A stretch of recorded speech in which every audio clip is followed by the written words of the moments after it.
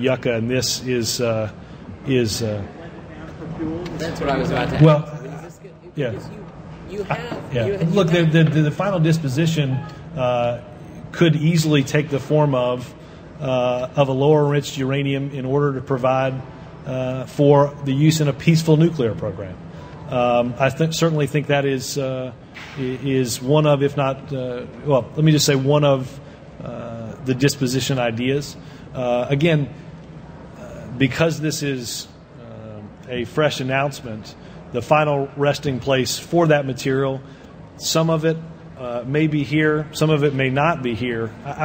My answer to Chip was simply to say, I think when forced with the choice of having that material stored safely here or taking the risk that it may or may not be secured somewhere else, particularly in highly volatile regions in the world, our choice quite clearly is to have that here. Is the administration now trying to embark on a longer-term project to think about what to do with all of this HEU that you're trying to get? I mean, this is a very complicated question. It's not just moving it from one place to another. Do you want to anything on this? My concern, being the President's counterterrorism advisor, is that the materials that are out there that terrorist groups are trying to go after, we need to make sure we do everything possible as soon as possible to secure those materials, those stockpiles, and deny them to terrorist organizations. Clearly, there are going to be a number of decisions and actions that will have to be taken in terms of the ultimate disposition and use of those materials. But we cannot wait any longer before we lock down these stockpiles, because we don't want to have any type of materials that fall into the hands of terrorist groups, because the results will be devastating. Major? Just to make sure I understand this, is the preferred course of this administration to bring it to the United States as opposed to bringing it where it could be unsecured in a case like Ukraine? Absolutely. No, I mean, again, just to reiterate, this is something that I mean, obviously, in former Soviet republics, you had a basically an overnight problem in the very early 90s, which quite honestly is how the Nunn-Lugar program came to be. So Ukraine has taken a number of positive steps, including giving up a lot at the very beginning of that, in the history of that. But obviously, our preferred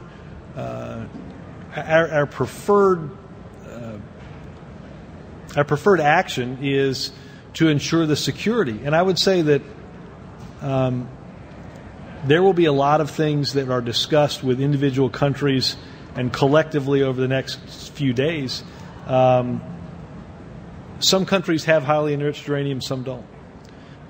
Some can play a role in interdiction. Some can play a role in security. There are a host of roles for every nation to play, which is why the President's brought so many people here this week. Well, we'll take it. Again, I think that's among a range of options. Our hope is, look, in some cases, with different materials, as I spoke earlier, our country has helped secure what's there. In terms of highly enriched uranium, as John said, our goal is to make sure that's secure. If the most secure place is to have that here, then that's certainly our goal. It's important to button down the supplies we know about. For the average person in America, values your opinion, wants to know what you mean by that. What do you mean by buttoning it down? Is it a matter of accounting? Is it a matter of putting a number on it?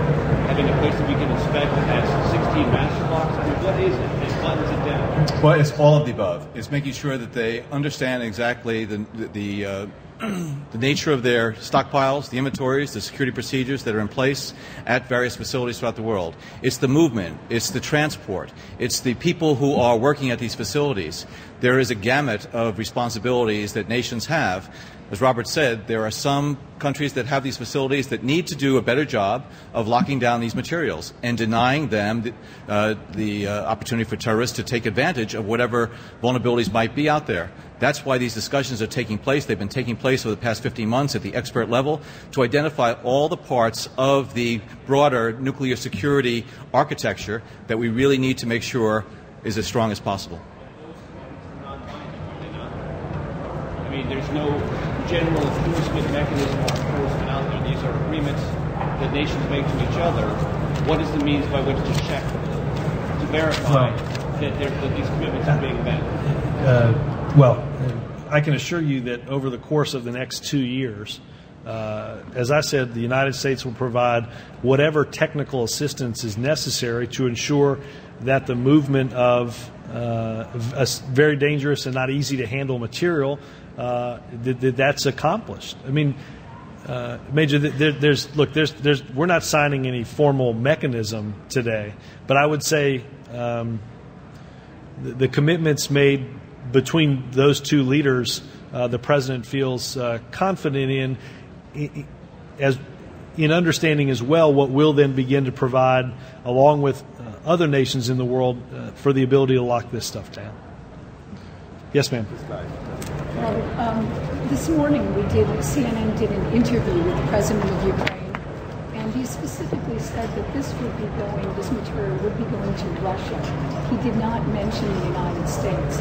And one question, question that I would have is, in previous cases that are carried out by the energy department, if the material was originally, let's say, from Russia, it would be returned to Russia. If it was from the United States, it would be returned to the United States.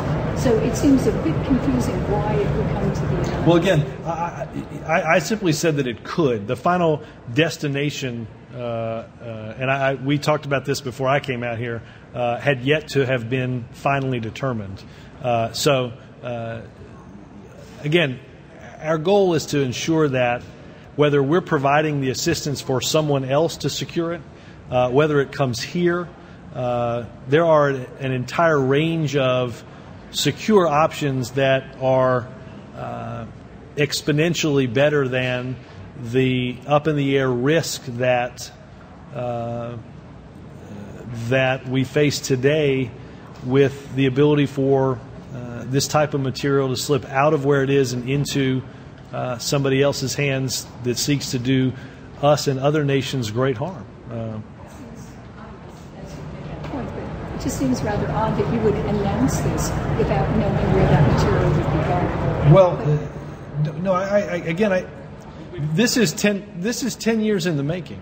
The important thing is an agreement to move it over the course of the next 2 years, as I said, with a substantial amount of that leaving Ukraine this year. We will work with and provide, as I said, the technical and financial assistance that's necessary. From our perspective, the biggest thing is an agreement to get it out, and an agreement to get it under the type of security regime that is required for this type of material. There's no doubt there will be details that are going to need to be worked out between now and 2012 when they've committed to doing that, understanding that over the course of the last 10 plus years, the announcement that we've made today is what we've been hoping to be able to say. And I think the president believes that the commitment that Ukraine, the commitment that Chile and other countries have made as a result of these efforts is something that will make the world demonstrably more secure. Ask a question, yeah. Mr. Brennan. You've been speaking about the attempts by Al-Qaeda to get nuclear materials. What is your assessment of the actual ability of Al-Qaeda at this point, both in terms of material that it might have or in the personnel, the trained scientists who could develop a weapon, not just their attempts, but what they can do right now? Well, the ability of a terrorist group to acquire weapons or expertise is directly related to the vulnerability of those materials, and that's what we've been trying to address here. Over the years, Al-Qaeda, including some senior Al-Qaeda members, have claimed that they already have such nuclear capability or weapons. That's not proved, but also at the same time, it's difficult to disprove something like that. There is no indication that I have that